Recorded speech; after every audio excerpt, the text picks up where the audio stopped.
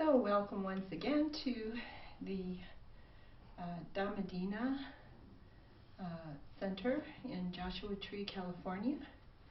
And this evening, Bhante Vimala Ramsey will be giving a talk on Majjhima Nikaya number 77, the Greater Discourse to Sakuludāyin, the Mahāsakuludāyi Sutta. The reason I'm choosing this sutta tonight is because it has all 37 requisites of an awakening in it. Thus have I heard on one occasion the Blessed One was living in Rajagaha in the bamboo grove, the squirrel sanctuary. Now on that occasion a number of well-known wanderers were staying in the peacock sanctuary, the Wanderers' Park.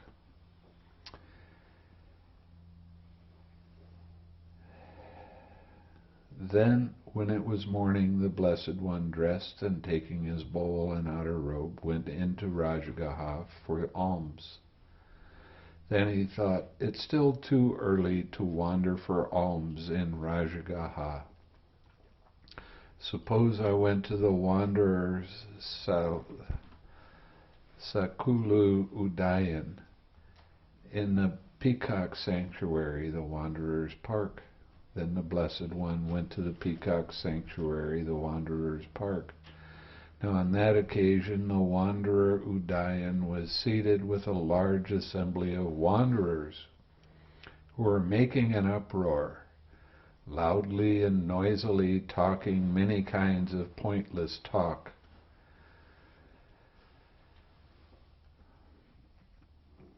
Okay, 76.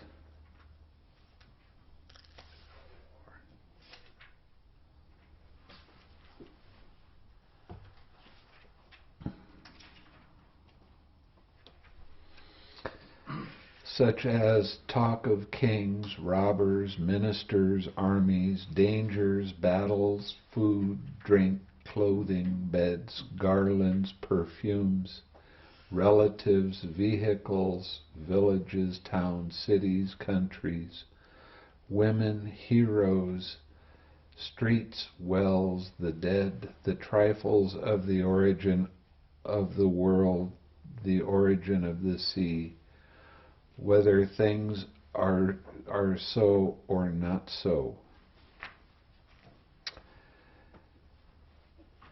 When the wanderer Udāyin saw the Blessed One coming in the distance, seeing him, he quieted his own assembly thus: Sirs, be quiet, sirs, make no noise. Here comes the recluse Gotama. This venerable one likes quiet and commends quiet. Perhaps, if he finds our assembly a quiet one, he will think to join us. Then the wanderers became silent.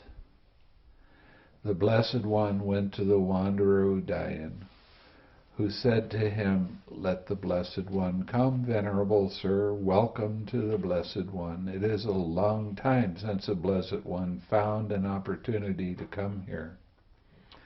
Let the Blessed One be seated. This seat is ready. The Blessed One sat down on the seat made ready, and the wanderer Udāyin took a low seat and sat down at one side. Now this Udāyin, it was a very, very popular leader of an order, and for him to take a low seat to the Buddha is his way of showing respect and saying, you are the teacher. He was being very humble at the time. When he had done so, the Blessed One asked him, For what discussion are you sitting together here now, Udāyin? And what was your discussion that was interrupted? Venerable Sir, let the discussion for which we are now sitting together hear. let be the discussion for which we are now seated here together. The Blessed One will hear about it later. In recent days, Venerable Sir, the recluses and Brahmins of various sects have been gathering together and sitting together in the debating hall. This topic has arisen. It is a gain for the people of Anga and Magadha. It is a great gain for people of Anga and Magadha that these recluses and Brahmins, heads of orders, heads of groups, teachers of groups, well-known and famous founders of sects, regarded by many as saints, have come to spend their rains retreat at Rajagaha. And then he goes through a lot of the major teachers. There is this Purana Kassapa, the head of the order, the head of a group, the teacher of a group, of the well-known and famous founder of a sect, regarded by many as a saint. He has come to spend the rains at Rajagaha. There's also Makili, Gosala, Ajata,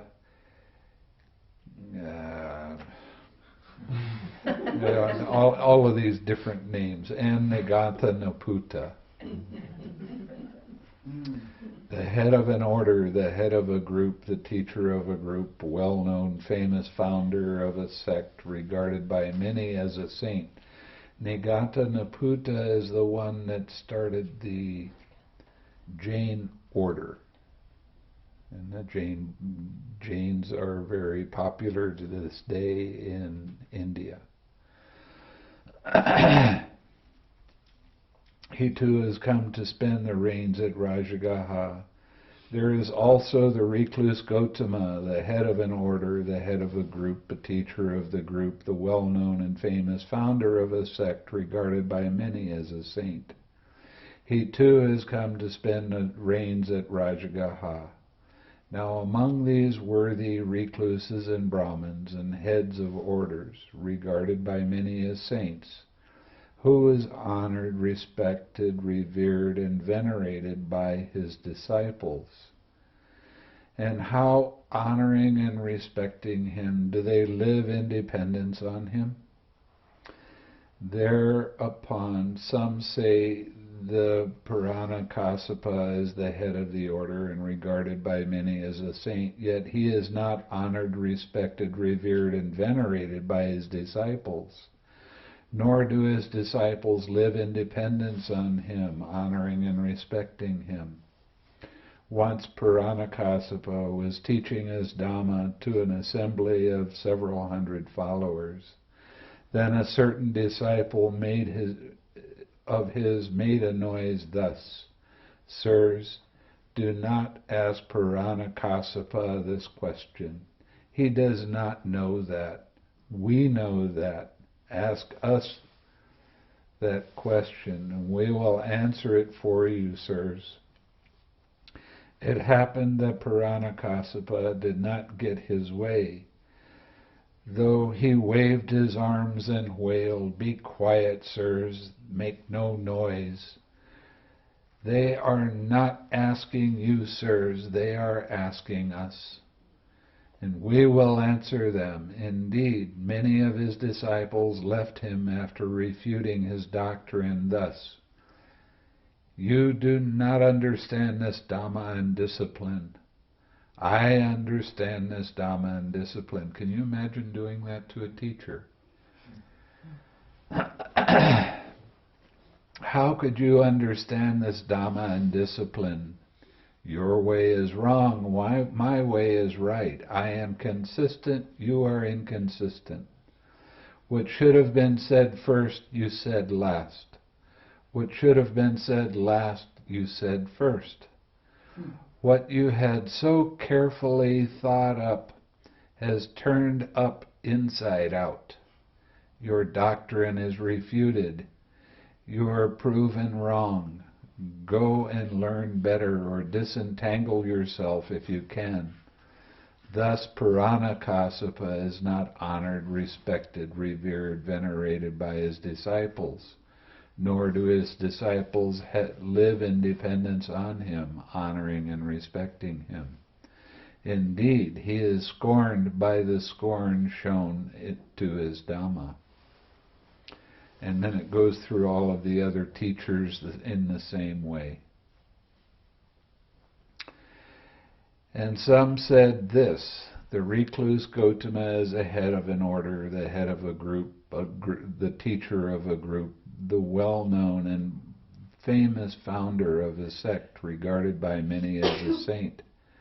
He is honored, respected, revered, and venerated by his disciples, and his disciples live in dependence on him, honoring and respecting him. Once the recluse Gotama was teaching his Dhamma to an assembly of several hundred followers, and there a certain disciple of his cleared his throat. Thereupon one of his companions in the holy life nudged him with the knee to indicate, "Be quiet, Venerable Sir, make no noise. The Blessed One, the teacher, is teaching us the Dhamma." When the recluse Gotama is teaching the Dhamma to an assembly of several hundred followers, on that occasion there is no sound of his disciples coughing or clearing their throats. For then that large assembly is poised in expectancy. Let us hear the Dhamma the Blessed One is about to teach.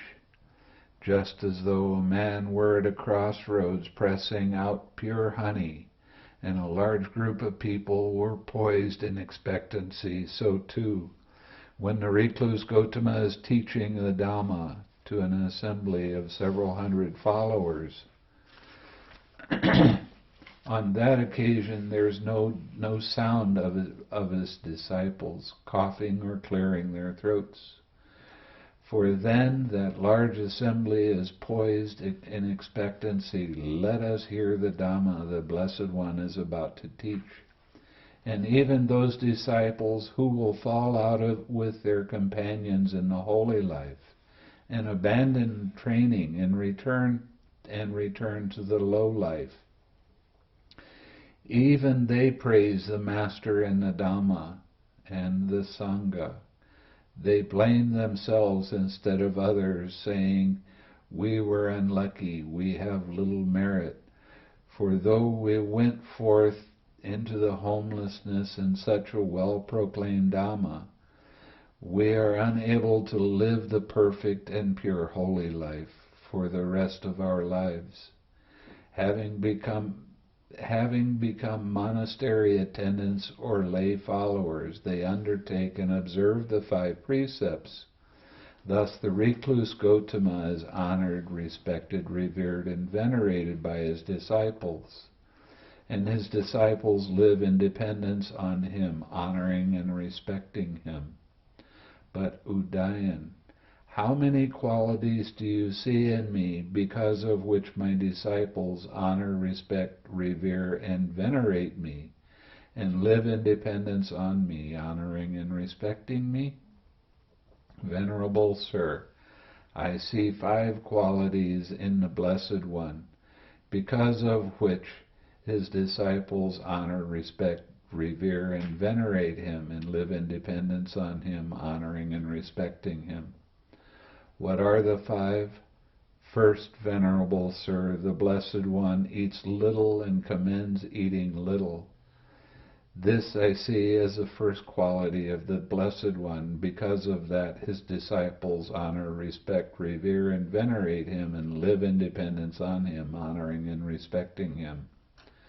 Again, Venerable Sir, the Blessed One is content with any kind of robe and commends contentment with any kind of robe. This I see as a second quality of the Blessed One. Again, Venerable Sir, the Blessed One is content with any kind of alms food and commends contentment with any kind of alms food. This I see as the third quality of the Blessed One. Again, Venerable Sir, the Blessed One is content with any kind of resting place, and commends with any kind of resting place. Thus I see this as the fourth quality of the Blessed One. Again, Venerable Sir, the Blessed One is secluded and commends seclusion. This I see as the fifth quality of the Blessed One. Venerable Sir, these are the five qualities I see in the Blessed One, because of which his disciples honor, respect, revere, and venerate him, and live in dependence on him, honoring and respecting him. Suppose, Udayan, my disciples honored, respected, and revered and venerated me and lived in dependence on me, honoring and respecting me with the thought, the recluse Gotama eats little and commends eating little. Now, there are disciples of mine who live on a cupful or a half cupful of food, while I sometimes eat the full contents of my alms bowl, even more. Now, the Buddha would allow his bowl to be filled up all the way and eat all of that food, so the people offering that to them would get more merit. It wasn't because he was hungry necessarily, but it was because he wanted them to have more of the special merit that you get when you offer food to the Buddha. So if my disciples honored me with the thought, the recluse Gotama eats little and commends eating little, then those disciples of mine who live on a cupful of food should not honor, respect, revere, and venerate me for this quality, nor should they live in dependence on me, honoring and respecting me. Suppose, Udayan, my disciples honored, respected, revered, and venerated me, and lived in dependence on me, honoring and respecting me with the thought, the recluse Gotama is content with any kind of robe, and commends contentment with any kind of robe. Now there are the disciples of mine who are refuge rag wearers, wearers of coarse robes. They collect rags from the charnel ground, rubbish heaps, and shops, make them into patchwork robes, and wear them. But I sometimes wear robes given by householders, robes so fine that the pumpkin hair is coarse in comparison. So, if my disciples honored me with the thought, the recluse Gotama is content with any kind of robe and commends contentment with any kind of robe, then those disciples of mine who are refuge rag wearers, that means they go out and get it out of the rubbish that's being thrown away. Wearers of coarse robes. There was a lot of material that was very coarse. They made it out of tree bark and things like that.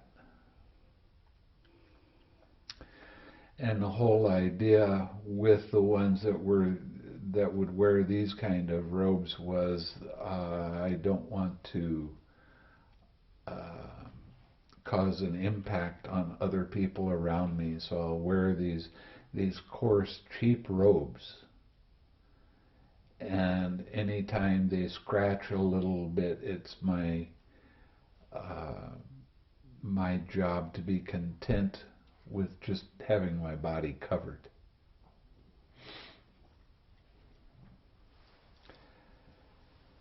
Okay, they should not honor, respect, and venerate me for this quality, nor should they live in dependence on me, honoring and respecting me. I was in Singapore, and somebody offered me a silk robe. Now, silk is really expensive, and a set of silk robes costs American about $500. And because they were showing that respect to me, I had to accept it. So I put these robes on, and I found out why you don't want to wear silk robes. You need Velcro to keep them on. They slide all over the place. It's not so. I took the robes off. I showed them that I was wearing them. I had it on for one day, and I went, I don't want these things. These are real expensive. It's real nice. But I was a forest monk. I don't want these kind of fancy things. So after that day, I went back to my cotton robes and found somebody that wanted to wear silk robes. So I washed them and gave them to them.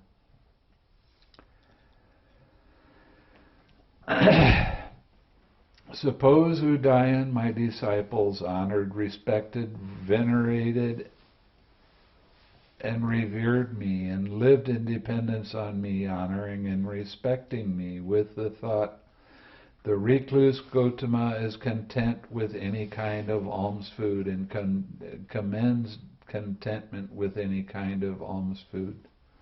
Now there are disciples of mine who are alms food eaters, who go on unbroken alms round from house to house, who delight in gathering their food. When they have entered among the house, they will not consent even with being invited to sit down. So, being an alms food gatherer, it means that you only eat what is put in your bowl. If there's somebody that offers you a plate of something and puts it down here, you don't touch it. You only eat what's in your bowl. And I've been with monks that have done that. So, because I was as big as I am, and I didn't have black hair, and I had fair skin, a lot of people gave me huge quantities of food. I mean, I always had my bowl full, and I had to have another bag with me to carry all the food. So I would come back and I would put the food out. Whatever I didn't want, I just put it out.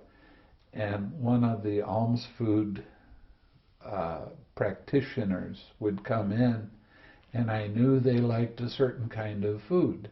So I would find it and I would put it in their bowl for them. So they got their treats that way.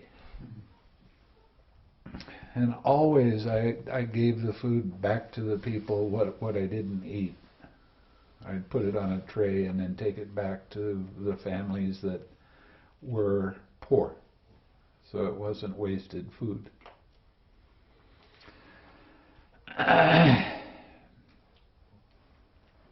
And somebody that's goes from house to house with the alms food, they could always be invited to sit down, have a drink, have some water, whatever, and they would never do that. Once they started on alms round, they went until they finished. They didn't even stop to talk to anybody. They would stop long enough to have the food put in a bowl and give a blessing, and then they would carry on. And that's one of the special kind of austerities that the monks can practice. They don't have to do that, but they can. But sometimes I eat on invitation meals of choice rice, of many sauces and curries. So if my disciples honored me with the thought, the recluse Gautama is content with any kind of alms food, and commends contentment with any kind of alms food. Then those disciples of mine who are alms food eaters should not honor, respect, revere, and venerate me for this quality, nor should they live in dependence on me, honoring and respecting me. Suppose, Udayan, my disciples honor, respect, revere, and venerate me, and live in dependence on me, honoring and respecting me, with the thought, the recluse Gotama is content with any resting place and commends contentment with any kind of resting place. Now, there are disciples of mine who are tree root dwellers, open air dwellers, who do not use a roof for 8 months of the year. This is another of the ascetic practices.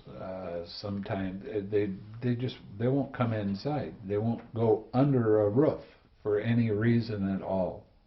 They don't even go inside the monastery where the images are. They only will go to semas, and I'll discuss that in just a minute, that are open air, that they don't have any roof over. A sema is a particular place that has been consecrated by the monks for monk business, for a lot of different kinds of discussion. If somebody breaks a rule, they might have to go to the sema and discuss why they did it, that sort of thing. But also that's where on the new moon and full moon all the monks meet in the sema and listen to the rules of the monks. So being out in the open air for 8 months of the year it can be rather trying at times, because you get to places where there's a lot of bugs and you can't have any. You can use your robe as your protection, and that's all. The open air, that's the tree root dweller. The open air dweller doesn't go where there's even any shade of a tree. And they use their bowl, or they use their robe with a couple of sticks, and they sit underneath that for the day, and so they don't go any place where there's shade. I can't do that sort of thing. It's a little bit rough being a fair skin.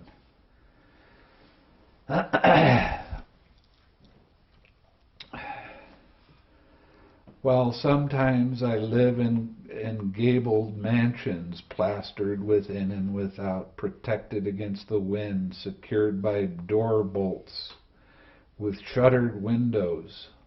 So if my disciples honored me with the thought, the recluse Gotama is content with any kind of resting place, and commends contentment with any kind of resting place, then those disciples of mine who are tree root dwellers and open air dwellers should not honor, respect, revere, and venerate me, nor should they live in dependence on me, honoring and respecting me.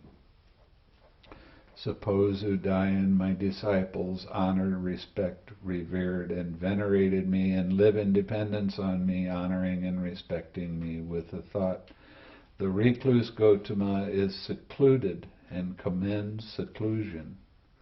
Now, there are these disciples of mine who are forest dwellers, dwellers in remote resting places, who live withdrawn in remote jungle thicket resting places, and return to the midst of the Sangha once each half month for the recitation of the Padimokkha, the rules of the monks. I actually preferred that kind of life to being in a very active monastery or being in a town, there's always people around, and I like being secluded. I'm just happy as a clam to be in my kuti without anybody else around. I can be alone without being lonely. And that's what that practice is all about, being content with quiet. Although some people question my being content with quietness because I have things on my computer that I have a program that reads back to me.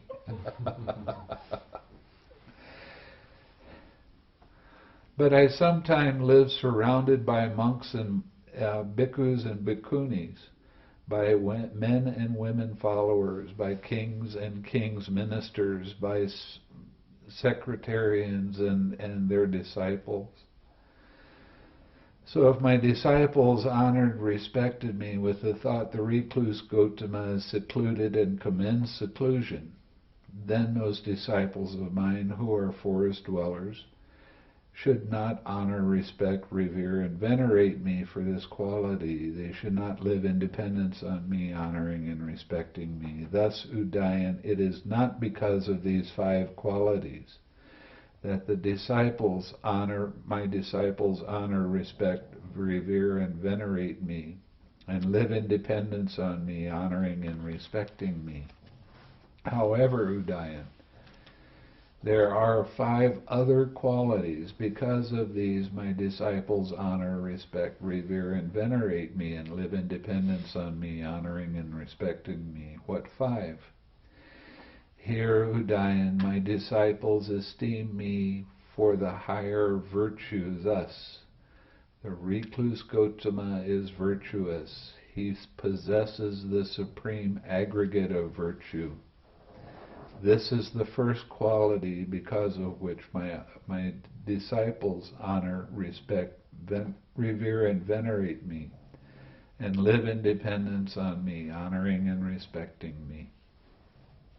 Again, my disciples esteem me for my excellent knowledge and vision. Thus, when the recluse Gautama says, I know, he truly knows. When he says, I see, he truly sees.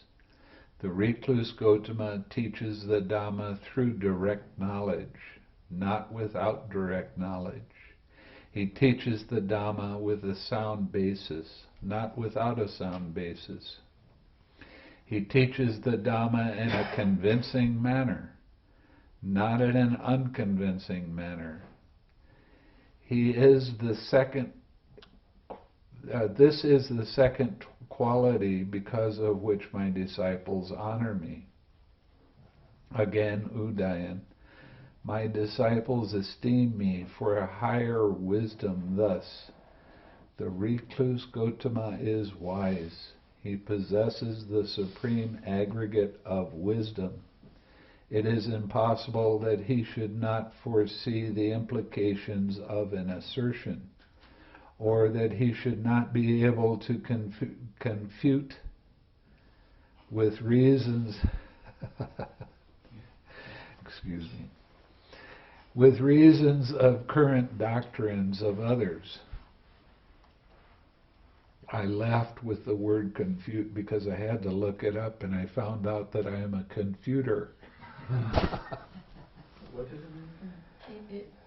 It meant Oppose the... it meant straightening it out and explaining the right way to you. Like, in other words, if I confute with you, it means you've explained something to me and I'm not going to explain it to you the right way. That's confuting. Straightening out the view. Yeah, straightening out the view or the explanation.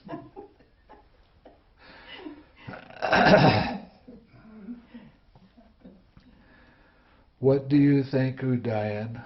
Would my disciples, knowing and seeing thus, break in and interrupt me? No, Venerable Sir. I do not expect instructions from my disciples. Invariably, it is my disciples who expect instructions from me. This is the third quality because of which my disciples honor me. Again, Udayan, when my disciples have met with suffering and become victim of suffering, prey to suffering, they come to me and ask me about the noble truth of suffering. Being asked, I explain to them the noble truth of suffering, and I satisfy their minds with my explanation. They ask me about the noble truth of the origin, the noble truth of the cessation, the noble truth of the way leading to the cessation of suffering. Being asked, I explain to them the noble truths of all of these ways of, and I satisfy their mind with my explanation. This is the fourth quality, because of which my disciples honor me. Okay, the way to develop wholesome states. Now we get down to it. The four foundations of mindfulness. Again, Udayan, I proclaim to my disciples the way to develop the four foundations of mindfulness. Here a monk abides contemplating the body as a body, ardent, fully aware and mindful, having put away covetousness and grief for the world.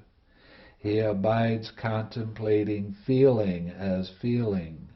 He abides contemplating mind as mind. He abides contemplating mind objects as mind objects, ardent, fully aware and mindful, having put away covetousness and grief for the world.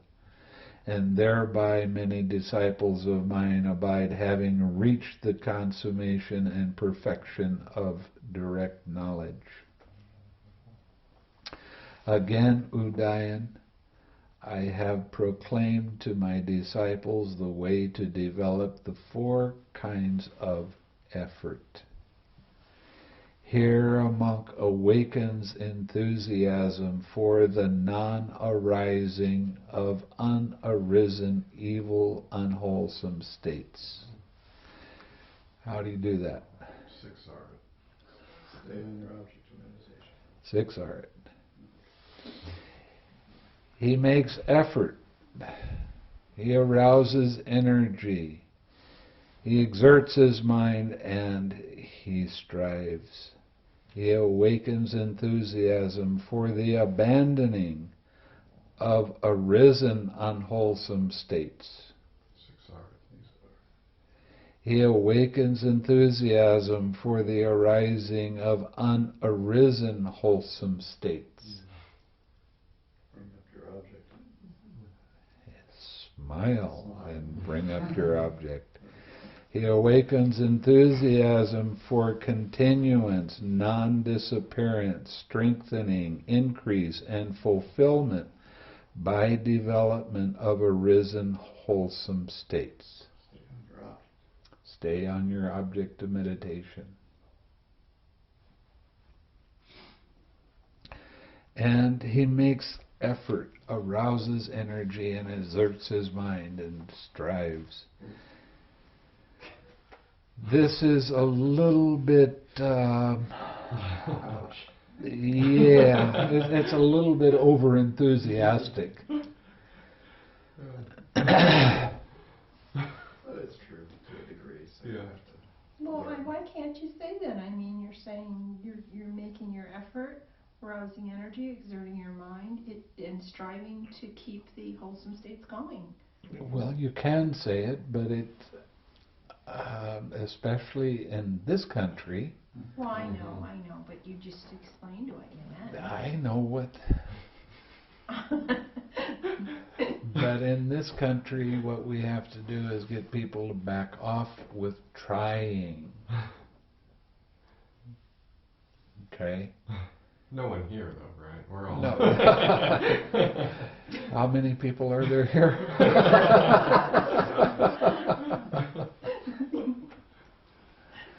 And it gets tricky, the amount of effort that you have to use. It does. It gets tricky with the amount of energy you use to stay on your object of meditation, especially when your object of meditation changes every now and then. Then you have to adjust your energy in different ways.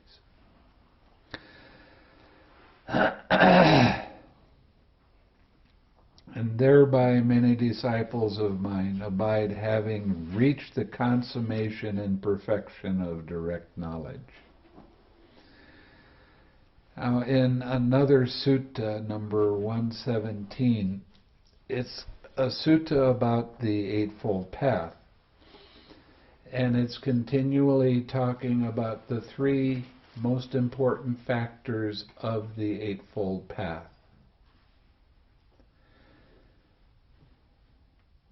Effort, mindfulness, and what else? Concentration. Collectedness. Yes, you're right. But I just choose to use the different word.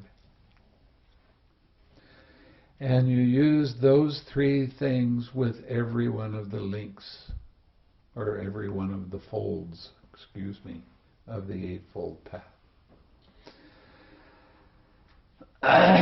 The four bases of spiritual power. Again, Udayan, I have proclaimed to my disciples the way to develop the four bases of spiritual power.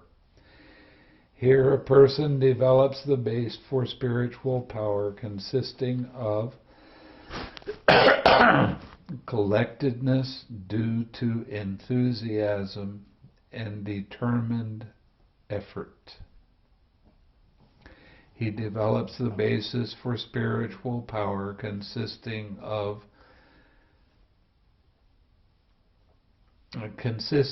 in collectedness due to energy and determined effort. He develops the basis for spiritual power consisting of collectedness due to the purity of mind and determined effort.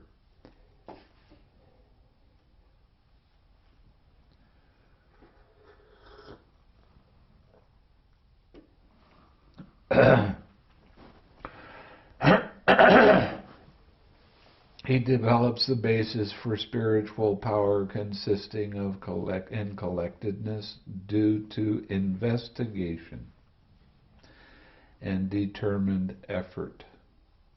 And thereby many disciples of mine abide, having reached the consummation and perfection of direct knowledge.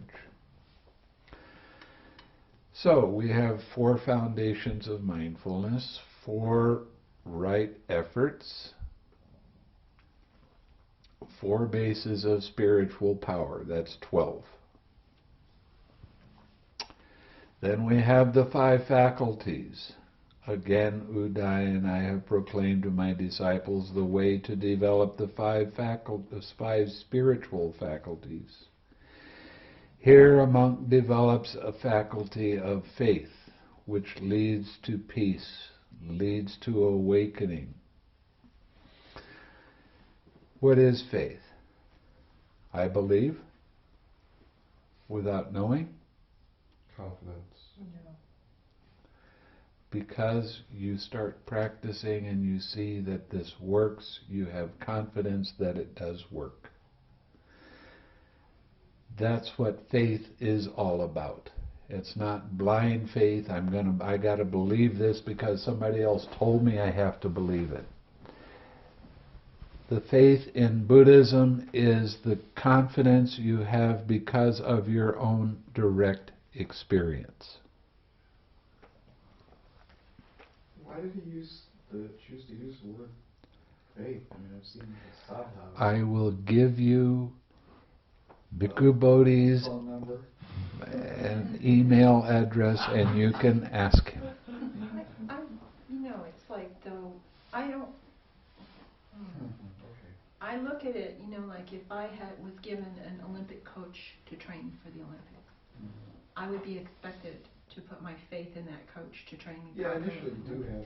And in that respect, that definition, Yeah. I look at the Buddha and I say, the Buddha did this, And I'm going to put faith that there really was something that he did. That's how I approached this and moved it from faith.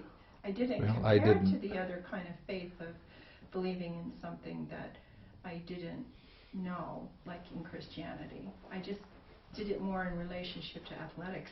That's the only thing I had to compare it with. Yeah, but when I started, I had no faith in the Buddha. I was just looking for meditation because I was suffering so much. I wanted to get rid of it. And then when I started doing it, I started seeing how my attachments worked, and I started having faith that what the Buddha was teaching was right. But you must have I had confidence to even try what. No, I was suffering. I didn't care if it was Hindu. I didn't care if it was Muslim. I didn't care if it was Christian. I just wanted to find somebody that could explain how to meditate. And the only people I really ran across was Buddhist. They gave good explanation. So it was real interesting.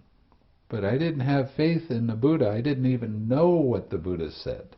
I didn't care what the Buddha said. I just wanted to learn how to meditate. And once I learned, then I started learning about this is from the Buddha. And the Mahāsakuludāyi book on the progress of insight, it gave you the instructions pretty precise on how to do it. So I said, okay. And then 20 years later, I found out that my faith was put in the wrong thing. Not saying that it was all a waste of time. It wasn't.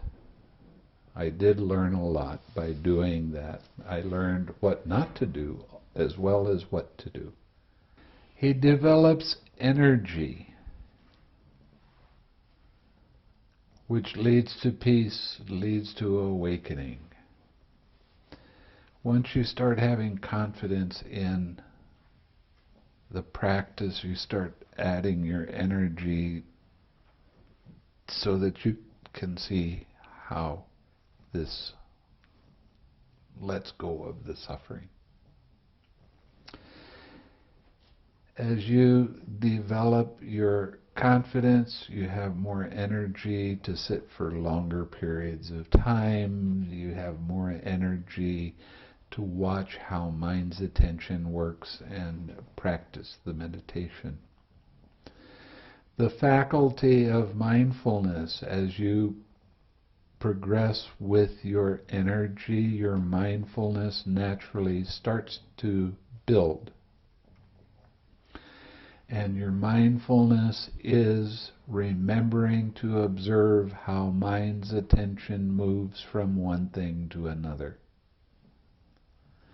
As you put in more energy into watching, then that mindfulness naturally starts to pick up. The faculty of collectedness. As your mindfulness improves, you start staying on your object of meditation for a longer period of time. Your mind becomes more and more collected, composed, alert. The faculty of wisdom. This is always one that has been kicked around a lot, but the faculty of wisdom is you begin to see how the process works. I remember when I was in Germany and I asked some people, a fairly large group of people, what meditation was. And they really didn't have much in the way of an answer. And I said, well, meditation is observing how mind's attention moves from one thing to another. Your mind is on your object of meditation. How did it get over here thinking about this or that? How did that happen? So what wisdom is learning how the process works and seeing those links of dependent origination. Feeling arises, craving arises, clinging arises, how all of this stuff actually works, and how to let go so that these distracting hindrances don't cause your mind to get off the train of meditation. So wisdom, I used to love that word, because you'd go and you'd listen to somebody talk about wisdom, and they say, you need to develop your wisdom. Wisdom is really, really important. The more wisdom you have, the better you are. And they never tell you what the heck are they talking about. They're using a word, but they're not giving you a definition. And it dawned on me, the reason they don't give the definition, because they don't know what it is. So I try to give you as many definitions as I can, so that things can be understood more easily.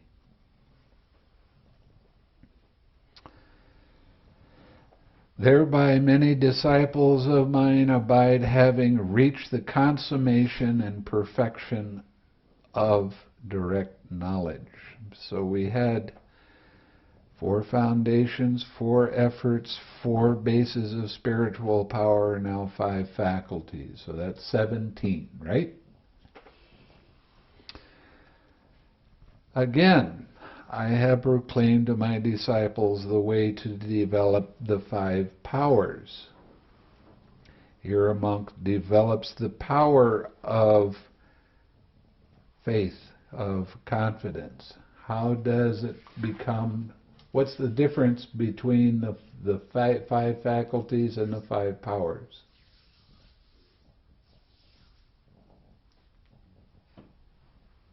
The power is set. I mean, it's unshakable. You're using it, you're not developing it.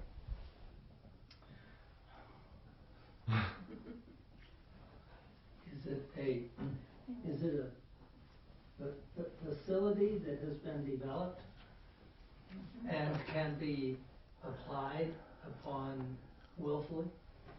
Then it's a power. It's in the name. That's getting closer. Yeah. That's getting closer. Very close. Well, that's what I just It's very close. Warmer. Yeah. If you were going to go one step Unshakable further, ability. in No, what you it doesn't just have to said, be unshakable. That's if you the were going thing. to go one step further, what would you do? little shake. One step further. Can make you fly. Exactly what you said, which is take the 2 steps, one step further. Okay, facility. It becomes a power when it becomes automatic. Because Will. well, see, but that's will. That What I will meant is The the moans and groans when I said it's a that. facility. It's Oh, it's too easy. like you have to go like this to it, while you're working with it as a faculty. Yeah. But then when it becomes a power, it just does it by itself, Oh, okay. and it starts to get so that it'll reach the same ones start to appear is what the next stuff you're going to talk about, right? And when you talk about them, you're going to hear these pieces again, and then they're going to work to become absolutely balanced, like this gets balanced like that, see? And then it's going to just open up the door to fall into cessation. So metta, karuna, mudita, and No. upekkha Anything. can become a power. Of course, Of course. absolutely. Okay. Reaction. Yeah. It's an actual power that emanates out. So there is a power of love. Absolutely. Yeah.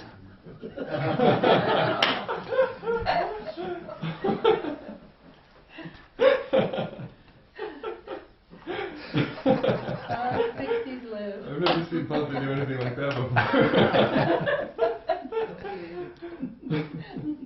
Okay, here a monk develops the power of faith, which leads to peace, leads to awakening. He develops the power of energy, mindfulness, collectedness, and wisdom that leads to peace, leads to awakening.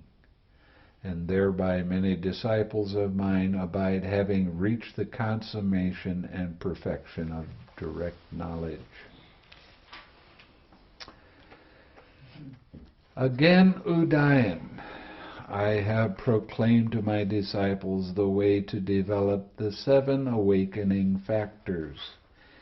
Here a person develops the mindfulness awakening factor, which is supported by seclusion, dispassion, cessation, and results in relinquishment. What's the difference between regular mindfulness and the awakening factor of mindfulness? That's her question, it's not mine.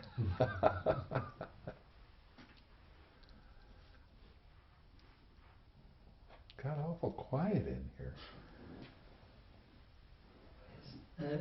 That it's applied with the other 6 factors of awakening. Technically, yes. Well, yeah. But what's the difference between mindfulness and the mindfulness awakening factor? For us, it seems like the mindfulness awakening factor is just remembering the 6R. And what's regular mindfulness? Just remembering to watch the movement of mind's attention. I mean, for us, I guess that means 6R too. Oh, where it becomes automatic. But, of course. Yeah. Because when you're developing the mindfulness awakening factor, that's when it starts to become not, it becomes more of a flow of observation and catching, so you can 6R. The 6 R's lead directly to stronger mindfulness. Okay? He develops the investigation of experience awakening factor. Is that clear? Yeah. Okay. He develops the energy awakening factor. Now, the energy awakening factor is learning how to adjust tiny bits at a time until there's balance. Okay? When you do that, then the joy awakening factor arises. And as you go deeper in your practice, the joy is not so strong like it is when you're in the first jhana or second jhana. It's a different kind of joy. This is one that it sends out little bubbles of joy all through you. You feel happy and your mind is very alert and agile, being able to see how things work. The tranquility enlightenment factor, peaceful, calm. The collectedness enlightenment factor. I tell a lot of people you need more stillness. This is what I'm talking about. Need to have mind that's very still. It's to be able to see tiny movements of mind's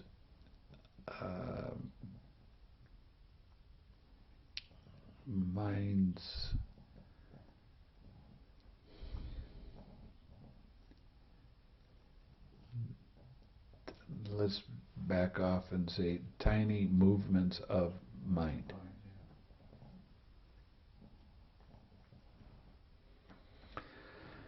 The equanimity awakening factor. That's the balance. Now, let's see.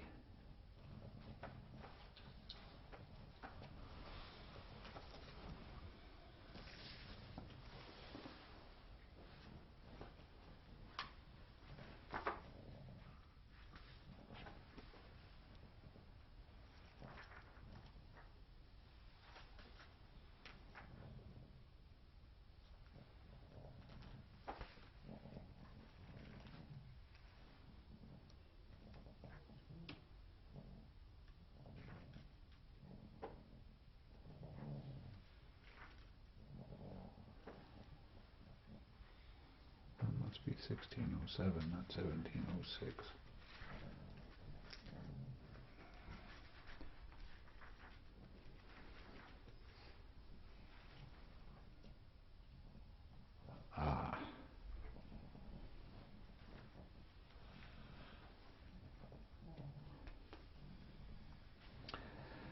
On occasion, monks, when the mind becomes sluggish, it is timely to develop the awakening factor of investigation of experience, the awakening factor of energy, and the awakening factor of joy. For what reason? Because mind is sluggish.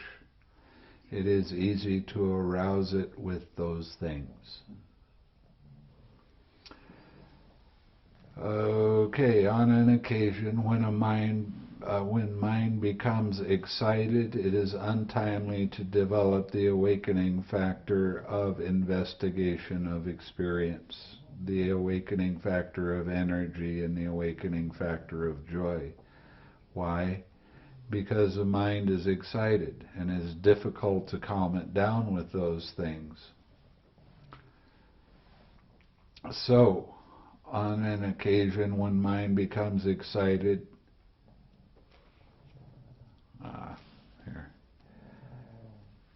it is timely to develop the awakening factor of tranquility, the awakening factor of collectedness, and the awakening factor of equanimity.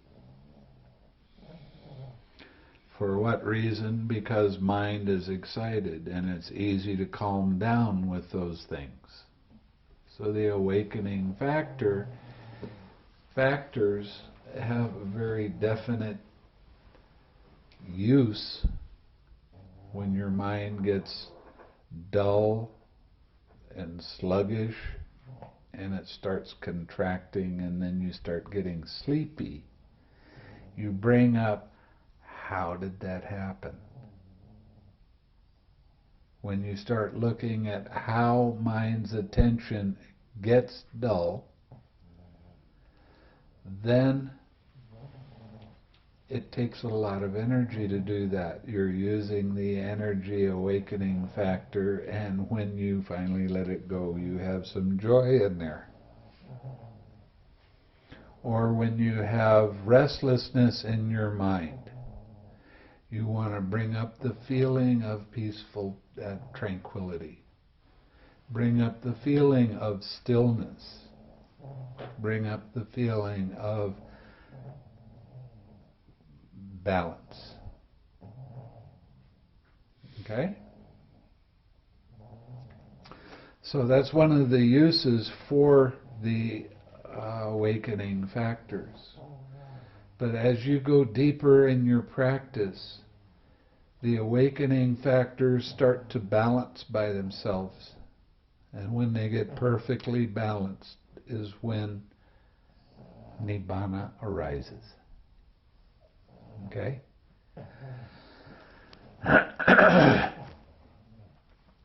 So it's real important to understand how to use the awakening factors so that you can have that balance of mind all the time.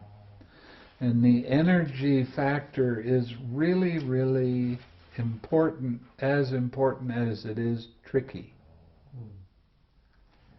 Because you put a little bit too much energy in it, your mind just takes off and goes crazy with restlessness and thinking. You don't put quite enough energy in it, then your mind dulls out and you start getting dreamy and sleepy. So as you go deeper in your practice, you want to be able to put little tiny amounts of energy in. You put a little bit in, no, didn't help much, we need some more. A little bit more, oops, that's too much, we need to back off. But just tiny amounts of energy. What the tendency is when people are asleep, their mind gets dulled out, they start slumping and their head starts bobbing, and then they go, oh, and then they sit up real straight and really try to stay on the object of meditation, and they forget. Now that's trying to adjust too fast. See, the thing is, what you want to really be able to do is see how mind's attention moved from being alert and on your object of meditation to dulling out.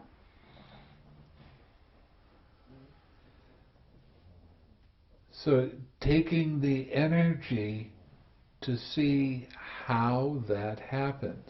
How can I describe what sloth and torpor does? Well, I can describe it because I've had enough of it in my life to know how it works.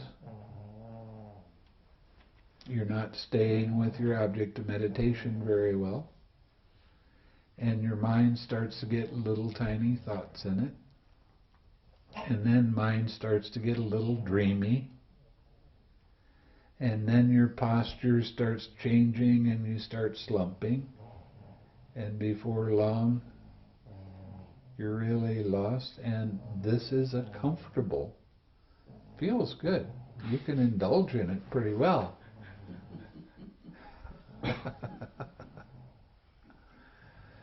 So what I tell you is, there's a lot of different, I can get you a pair of pliers so you can pinch your earlobe.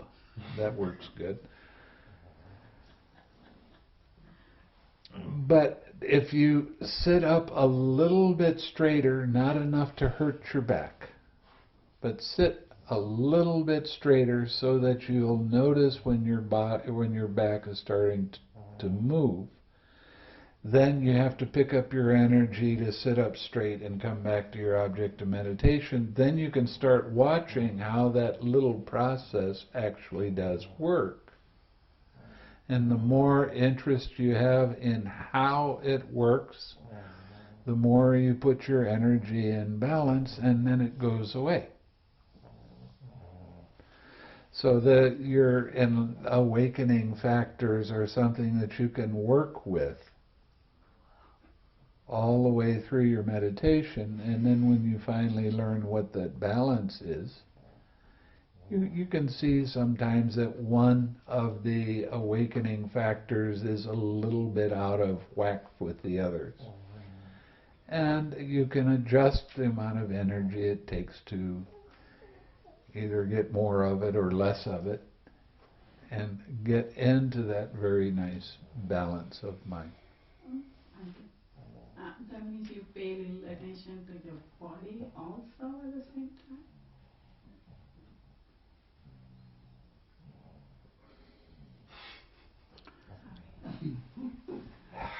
If you have sloth and torpor and you see your body slump, yes. Okay. What was the question? No, I mean... Say the question again. Yeah, but do you pay attention to your body also? To straighten it out, that's all. Just to straighten it Yeah, out. but a little bit like... A little bit. Feel sleepy, but... Okay. Then if you fall asleep, Then when you finally wake up, you know that you're Yeah. caught by the sloth and torpor. Look at your body and how it's positioned. And then straighten your body up. And when it starts to move back down and you start to get dreamy and all of this stuff, you'll be able to recognize it so you don't get caught for as long a period of time. Then you start looking at closer at how that works and you start picking your energy up.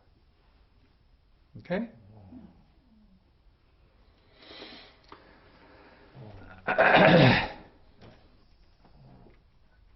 Okay, these factors, which are supported by seclusion, dispassion, and cessation, and result in relinquishment, and thereby many disciples of mine abide, having reached the consummation and perfection of direct knowledge. Okay, so we had 3 sets of 4, that was 12. Then we had 5 faculties, 5 powers, that is 22.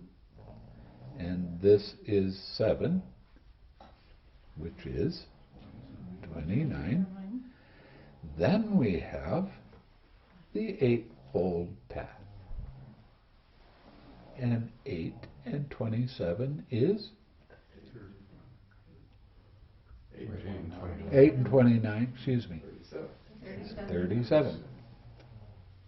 These are the 37 requisites of awakening. That's a lot to keep in mind all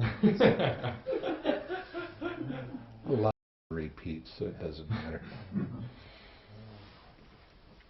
But the seven awakening factors are real major ones. Especially as you start getting deeper in your practice, you need to pick up energy or release energy, and this helps you to do that. I have proclaimed to my disciples the way to develop the Noble Eightfold Path. Here a monk develops, they call it right view, I call it harmonious perspective. They call it, Bhikkhu Bodhi calls it right intention, and I really don't like that definition. It is supposed to be right thought, but I call it harmonious imaging. He calls it right speech, I call it harmonious communication. He calls it right action, I call it harmonious movement. He calls it right livelihood, I call it right lifestyle. He calls it right effort, I call it harmonious practice. He calls it right mindfulness, I call it harmonious observation. And he calls it right concentration, and I call it harmonious collectedness. Now the reason I say harmonious, because anytime you're out of harmony with any one of those, it's fairly easy to recognize. The perspective, if you have a harmonious perspective, you're always seeing things as being impersonal. It's not my anger. It's not my thoughts. It's not my opinions. It's not my ideas. It is just thoughts, opinions, ideas, dissatisfaction, wanting, whatever it happens to be. So that harmonious perspective is the major part that needs to be realized in everything. Everything that arises is impersonal. Anytime you take something personally, that is the cause of suffering. So harmonious perspective is something that we're trying to develop as much as we can, not only with the practice, but with everything that arises. I mean, everything that arises. Developing that balanced mind means that you don't get knocked off balance by any of the hindrances. Okay, lust doesn't knock you off balance. Aversion, hatred doesn't knock you off balance. Sloth and torpor doesn't knock you off balance when you have the right perspective. Restlessness, doubt. Now, what is one of the reasons I tell a lot of people you need to laugh more? Why? Because when you laugh at how crazy your mind is, you are no longer there. You are not there. There's no I. I'm mad. I'm happy. I'm this. I'm that. When you laugh, all of a sudden, it goes from I am that to it's only this lust, this anger, this dissatisfaction, this sleepiness, this restlessness, this doubt. So laughing and observing how crazy mind can become puts everything back into the proper perspective. This is an impersonal process. It's easy to let go of this if it's not mine. It's real hard when it is mine. So the more you can see that perspective in everything that occurs, the easier it is to allow it to be. Now the harmonious, what Bhikkhu Bodhi calls intention, which I absolutely disagree with. That's a very poor definition of sankappa, which is a Pali word for thought. But I call it harmonious image. What kind of image do you hold on to? I'm poor, I'm broke, I'm good, I'm bad. You know, I'm good at this. I'm not so good at that. All of these are images that we hold on to. And we manifest those images in our life continually. The whole point with this harmonious imaging is to learn to develop a harmonious image that is wholesome, that brings up wholesome things. A real strong image, especially in Missouri, is I'm poor. You're not poor. Everybody's the same. What kind of image do they hold? Well, I don't have, so I must be poor. Well, I don't have. I'm not poor. I'm prosperous. What kind of an image do you continually bring up? And the universe wants to give you what you continually reinforce.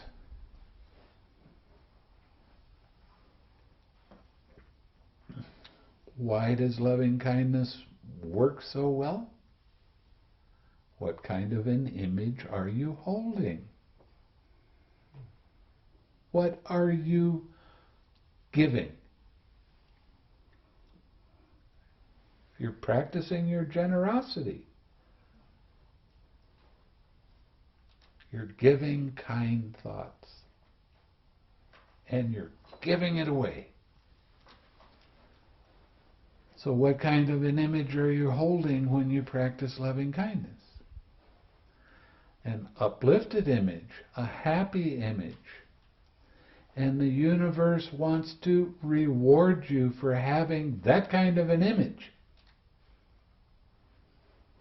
So then you turn out to be prosperous. Doesn't necessarily have anything to do with, quote, money. But there's a lot of different kinds of prosperity that you can call to yourself as you wish happiness for other people. And it can manifest just as happiness. Like that's not a good thing. As you wish other people happiness, the happiness comes back to you. That's part of karma too. What you think and ponder on, that's the inclination of your mind. So the more you think and ponder on happy, uplifting thoughts and wishing other people happiness, the more your mind inclines towards that.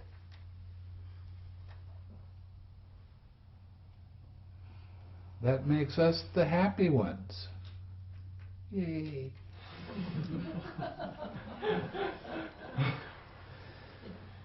So the next one is right speech. And I call it harmonious communication. Now, who do you talk with more than anybody else in the world? To yourself. You do 20 good things in a day and you do one thing that your mind says, I shouldn't have done that. What do you think about? Are you having harmonious communication with yourself? When you start developing harmonious communication with yourself, you start developing harmonious communication with others around you. You have to learn how to appreciate yourself for doing good things. How much do you criticize yourself because you're not as good as you think you should be? Or how much do you communicate in your thoughts dissatisfaction with the way things are? Is that being in harmony?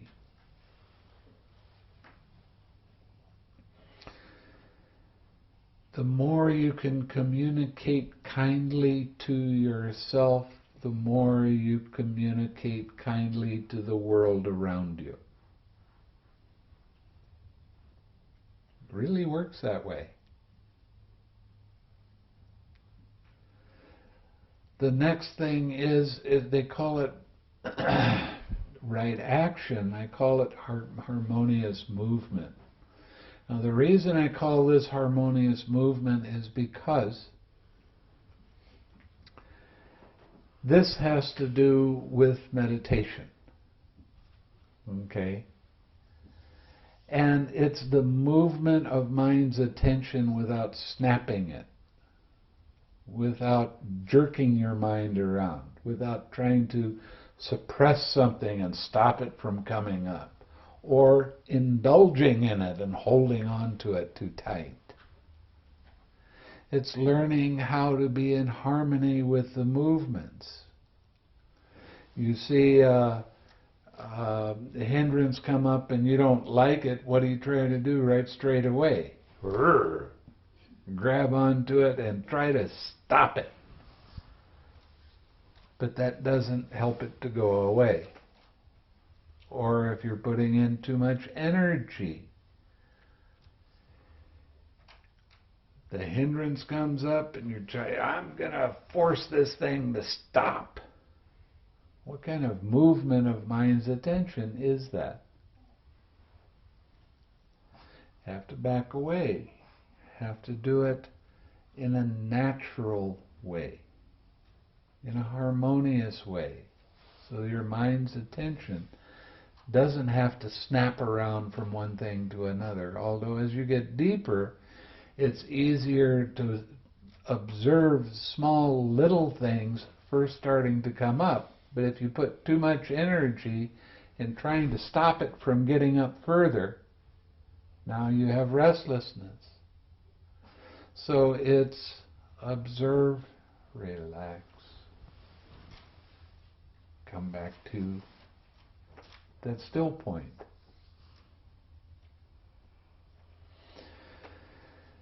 The next part of the Eightfold Path is always been kind of comical to me because they say it's right livelihood. Now think about this. The Buddha gave this discourse to 5 ascetic monks. These were pretty good guys. They'd been real serious with the practice. At one time they were helping the Buddha out a lot. And he comes and he talks to them about the Eightfold Path and the definition in the suttas about right livelihood is not selling poisons, not killing, not stealing, not taking any slaves or selling slaves,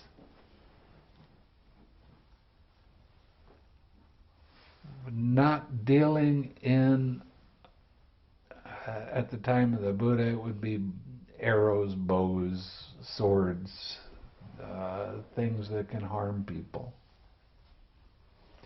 Now, how did these 5 ascetics, what did that mean to them? They weren't doing any of that stuff. So the right livelihood has to be something different than what the definition is in the books. So I changed this to harmonious lifestyle. What do you put in front of your mind?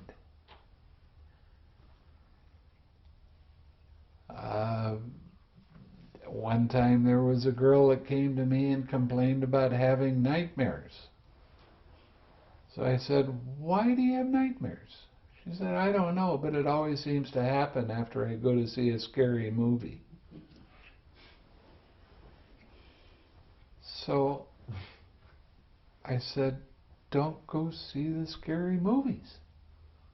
And she said, oh, but I love them. I said, don't come to me and complain about nightmares.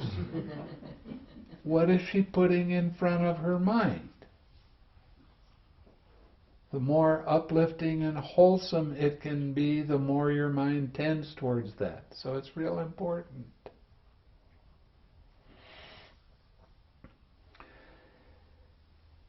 The next of the Eightfold Path is called right effort. And I call it harmonious practice because that's what the 6 R's are all about. It's about a harmonious seeing, releasing, relaxing, smiling, come back.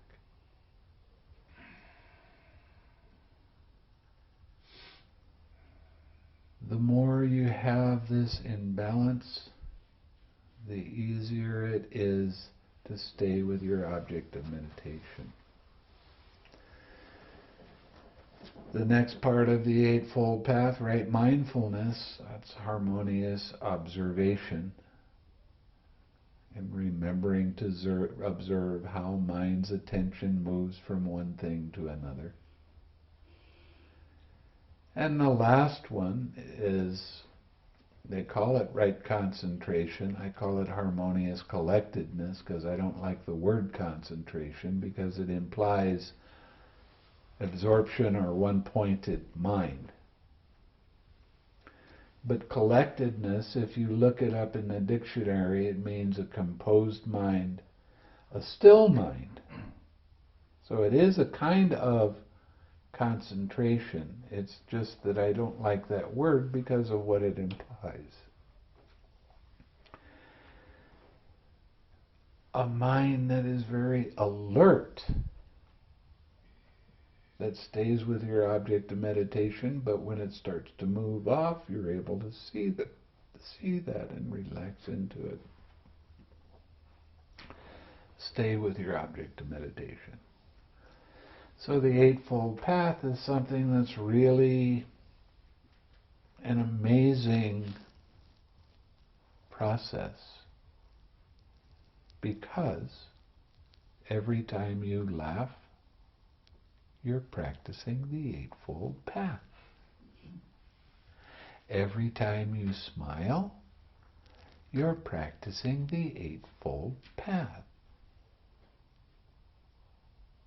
Not just a couple of the folds. You're practicing all of them.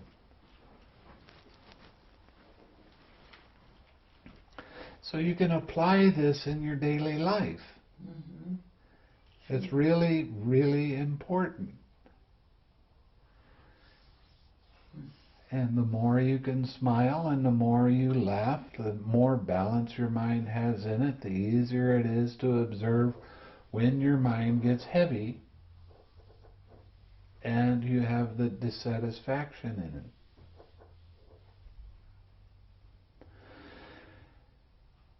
You can put loving kindness into anything that's happening in your body. You stub your toe, what's the first thing your mind does? Outside of going, oh, that hurt. Then how much hopping around and cursing happens in your mind? Now, when you do that, that makes that pain stay there, and it really does hurt. But when you can remember to let go of that dissatisfaction and start developing a wholesome mind of putting love into that pain disappears fairly quickly.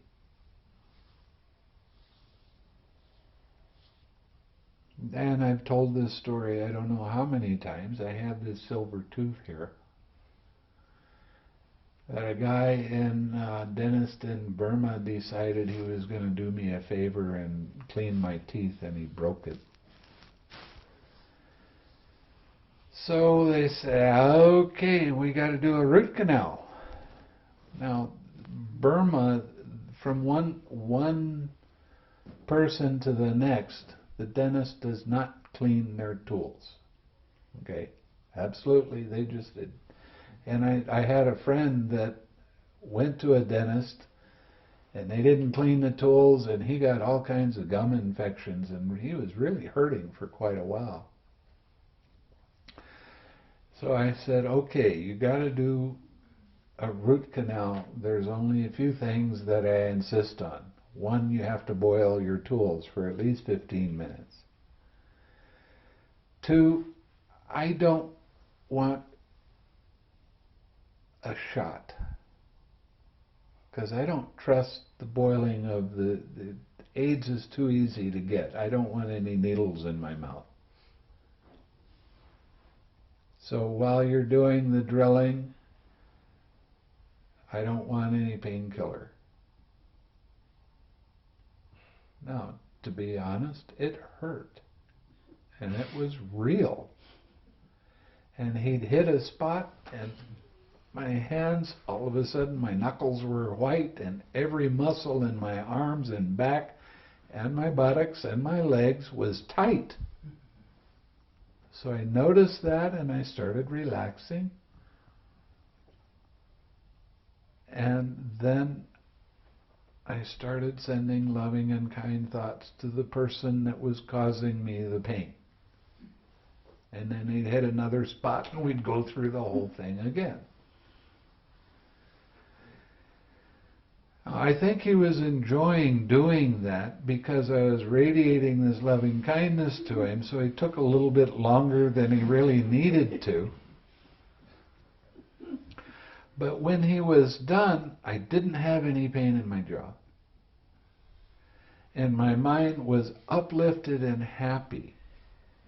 Not because the pain quit or because he stopped drilling, because I'd been spending so much time with sending loving kindness that my mind became happy. And I walked around being happy all that day. After he was done. Well, I wasn't blaming him for causing me the pain. I was just accepting that that's one of the things that had to happen. And I come back here and find out it's really not a good idea to get root canals. So what can you do? Did they have no new needles in all of Burma that you? They probably did, but I didn't trust them. No, not even the new ones. I mean, they've been resealed. They take, yeah. Yeah, They- yeah. yeah. Okay. Yeah. So it's better to just go ahead and relax into it as much as you can. Now, the reason that it was like that I did that was because my friend had gone to a dentist that didn't clean, and he really suffered a lot with bleeding gums and all kinds of problems. So I wasn't about to let that happen for me. And I stood there and timed how long he boiled the tools. So it was kind of an enlightening experience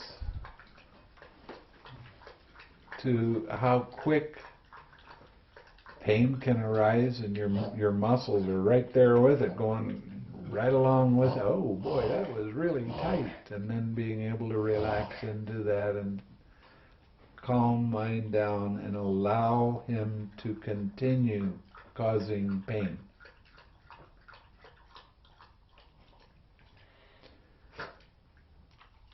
One of the interesting things with pain that you have in your body is when it arises, it's telling you right then and there, I need love. But what do we generally give our pain? Aversion. Aversion and dislike. And what happens not only in your body but in your mind?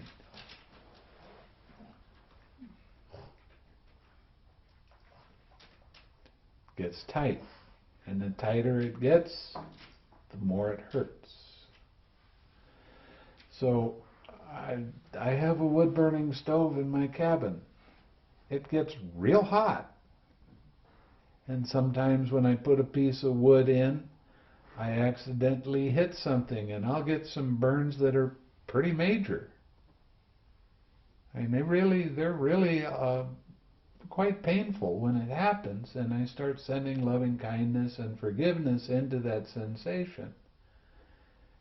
And by the next day, I've forgotten that I did it, because there's no pain in there at all.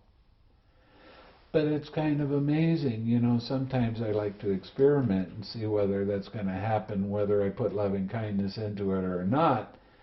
And I get a burn, and I just say, oh, that really hurts, I don't like that, I wish it would stop, and then I'd stop paying attention to it. It might take 2 weeks for that to heal. But when I put the loving kindness into it, it doesn't blister up so much, and within 4 or 5 days, it's gone. Now, what's the difference? The difference is the Eightfold Path. Using it correctly or using it incorrectly. It's up to you whether you do it that way or not. But the more you can use the Eightfold Path and see the harmonious perspective, the harmonious imaging, putting love into that, putting that image of forgiveness, love, and healing into that. Harmonious communication, not cursing it, not being upset by it. Harmonious movement, you better believe I harmoniously moved right away from that pain. And lifestyle, I didn't dwell on it, because when I put that loving kindness into it, I just kind of forget about that it was there. And even the same day, I'd look at it sometimes and go, I don't remember doing that. Then I think back and then I go, yeah, I did. I remember it now. But it's a harmonious practice.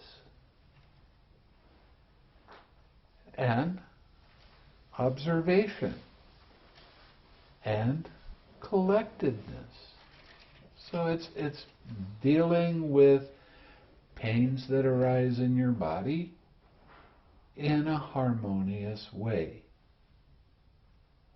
So relaxing into things instead of resisting, not liking, wishing it was different than it was. It doesn't matter whether it's physical pain or mental pain. We got to treat them all the same way. So, the 37 requisites of awakening are what the Buddha spent his lifetime teaching us, and how we can be successful with our meditation when we practice these different requisites, not necessarily all at one time, but remembering to bring up the awakening factors when your mind is restless, and you bring up the tranquility or stillness or equanimity. When your mind is starting to dull out, you bring up the investigation, the energy, the joy.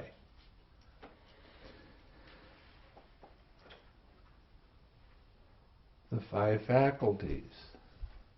I mean, when the Bodhisattva was practicing with Allure Kalama and Ramaputta, he saw that these teachers had the 5 faculties in them. They weren't the same as these are exactly, but he saw those qualities in these teachers, and he says, they got those qualities, I got those qualities, so I can get to the same place he can get to. And he did, without much effort and trouble. But he wasn't satisfied with it, so he kept on trying different things. Some of the austerities that he did are truly disgusting. He was drinking his own urine and eating his own feces until there was no more. Yeah, that's right. Can we skip this part? He was laying down on stickers and think of laying down on one of these cholla cactus. No. But he did that as part of the austerity practice. I mean, there's a lot of things that he did that was really, really disgusting, and I wanted to thank him so that I didn't have to go through doing that kind of stuff. It's real interesting. Anyway, did anybody have any questions?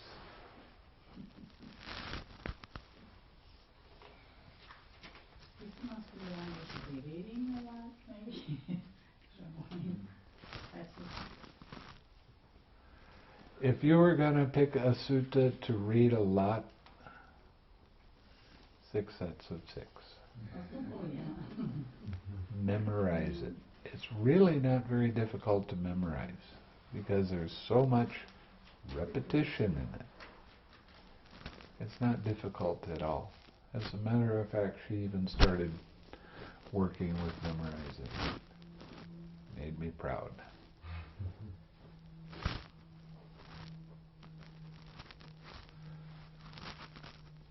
Yeah. This is not directly related to the talk, but what's the best definition of dukkha to just your average person who asks? Because, there's a lot of conjecture, and many teachers have it, but we've actually Du never... is the negative. Ka, K-K-H-A, comes from the word kanti. Kanti means patience. Dukkha, no patience. Thank you. I can just see the Buddha going back into his kuti and